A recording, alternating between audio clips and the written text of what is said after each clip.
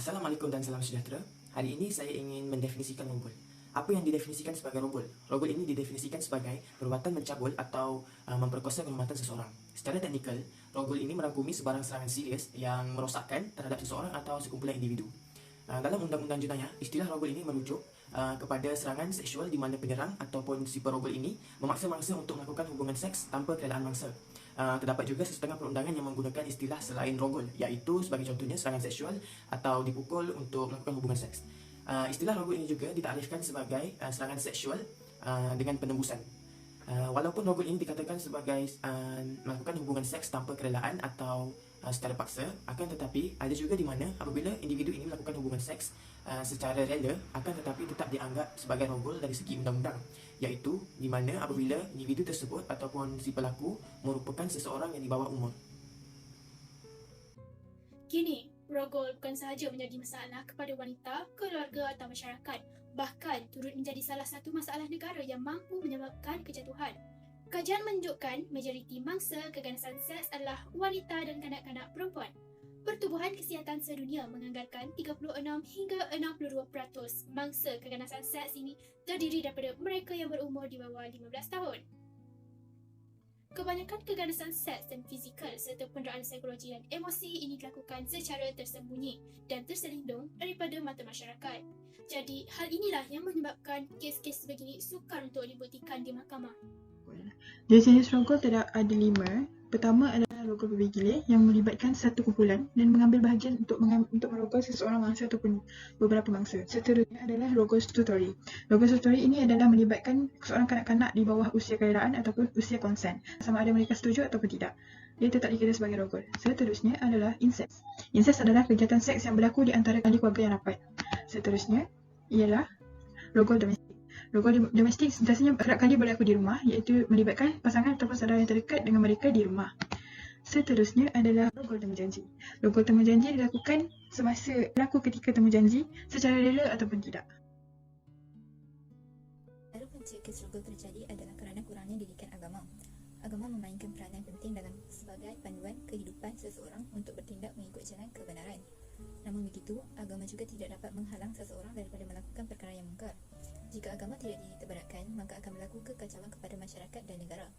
Masalah ini juga disebabkan oleh ibu bapa yang kurang menekankan perihal keagamaan kepada anak-anak mereka untuk diterapkan dalam kehidupan. Perkara ini seterusnya akan mewujudkan keruntuhan akhlak dalam kalangan anak-anak.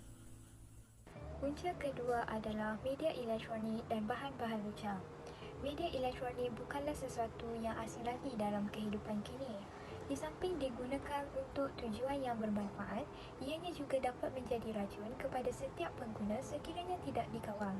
Hal ini termasuklah filem-filem, klip video dan laman web lucah yang dapat daripada internet. Selain itu, penjualan DVD lucah juga mudah didapati di pasaran. Melalui sumber tersebut, ia akan memberi dorongan dan idea kepada program.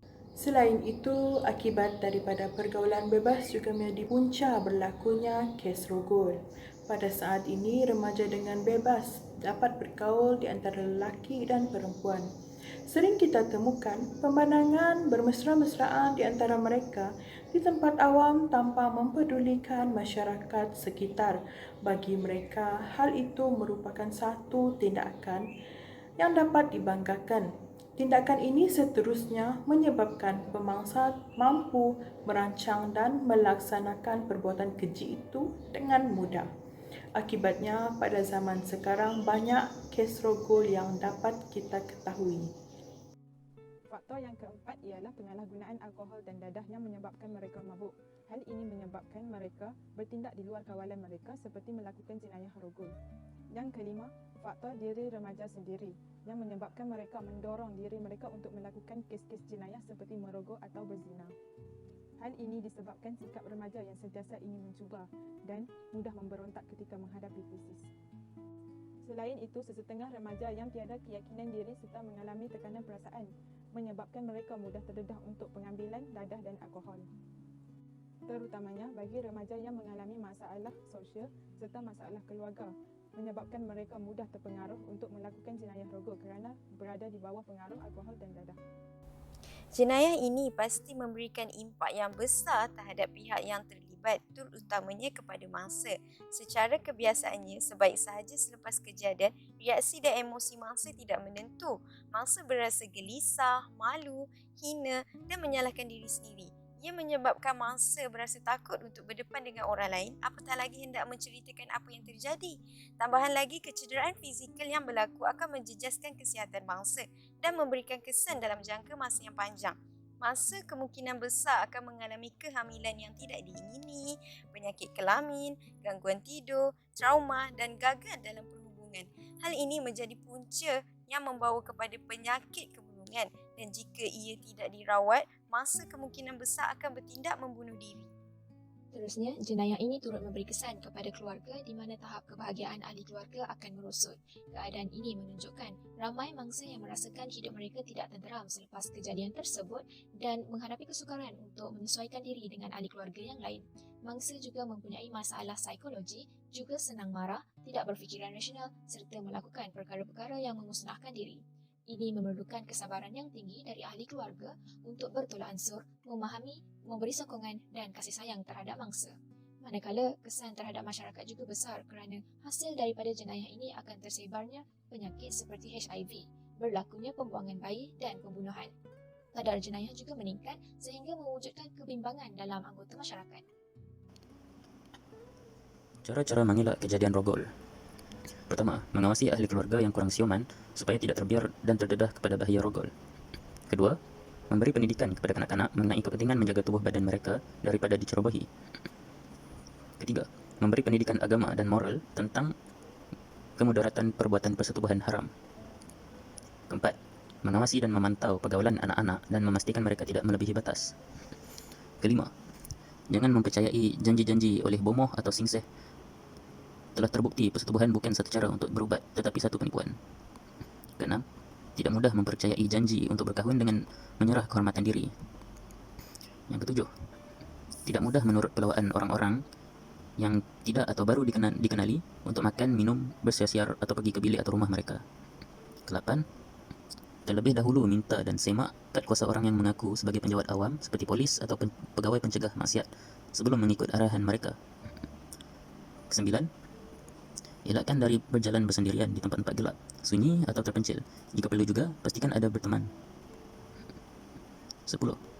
Membawa alat penggerak peribadi amat disyorkan. 11. Sentiasa berwaspada dengan makanan dan minuman yang diberikan oleh orang yang tidak atau baru dikenali. Mungkin ia mengandungi dadah, bahan pelali atau perangsang nafsu. Yang ke-12. Berwaspada apabila melihat orang yang mencurigakan di sekitar kawasan kemudahan awam seperti tandas, stesen bas, lift dan sebagainya. Akhirnya, ketika hendak gunakan kenderaan awam, pastikan ada penumpang wanita lain bersama atau sejantina lain. Cara untuk mengatasi ancaman rogol ialah pihak berkuasa mestilah memperkuat kuasa undang-undang bagi membenarkan hak untuk bertahankan diri daripada dirogol dengan menggunakan kekerasan ke atas penyerang sehingga boleh menyebabkan luka parah atau kematian ke atasnya. Yang kedua ialah mesti bertenang dan jangan kelam kabut jika diukur atau diserang. Jangan melakukan tindakan yang terburu-buru. Sekiranya anda membuat keputusan untuk melawan, pastikan anda benar-benar menguasai keadaan. Anda boleh menggunakan tangan atau kaki atau sebarang benda yang ada pada anda seperti pet tangan, payung, kunci dan sebagainya untuk melawan. Camkan muka dan tanda-tanda yang ada pada penjenayah itu serta pakaiannya dan juga nombor kendaraan yang digunakan. Untuk membantu penyiasatan polis, anda dinasihatkan supaya tidak membasuh badan dan pakaian yang dipakai sewaktu kejadian sebelum membuat laporan polis. Seterusnya, tanggungjawab masyarakat. Setiap hari ada sahaja kita mendengar berbagai salah laku jenayah yang dilakukan oleh individu yang mempunyai nilai moral yang sangat rendah di sisi masyarakat.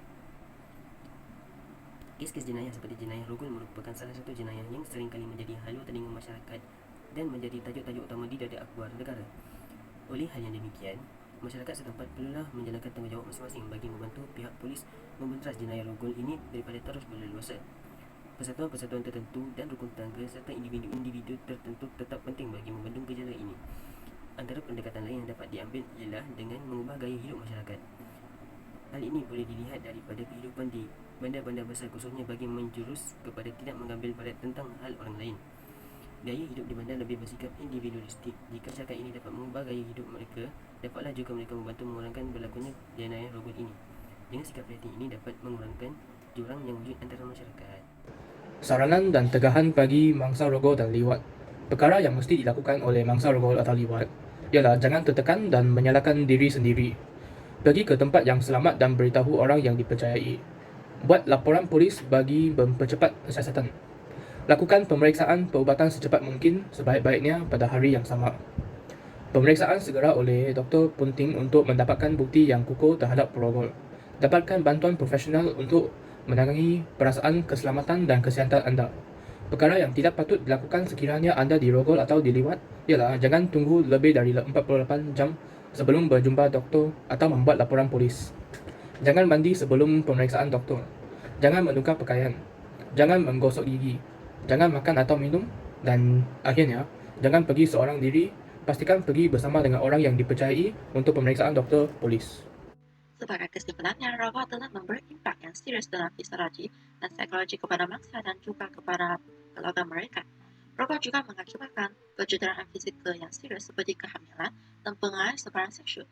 Oleh itu, hukuman-hukuman yang berat seperti hukuman kasih, kaedah pengasihan, dan hukuman mati perlu dilaksanakan terhadap perogol supaya menjadikan sesuatu amaran kepada masyarakat. Seterusnya dapat mengurangkan kes rogol di negara kita. Selain itu, pendekatan atau mekanisme yang dirancang untuk menangani kes rogol ini perlu dibentuk holistik dan mengambil kira kerjasama berbagai agensi kerajaan dan pertubuhan bukan kerajaan.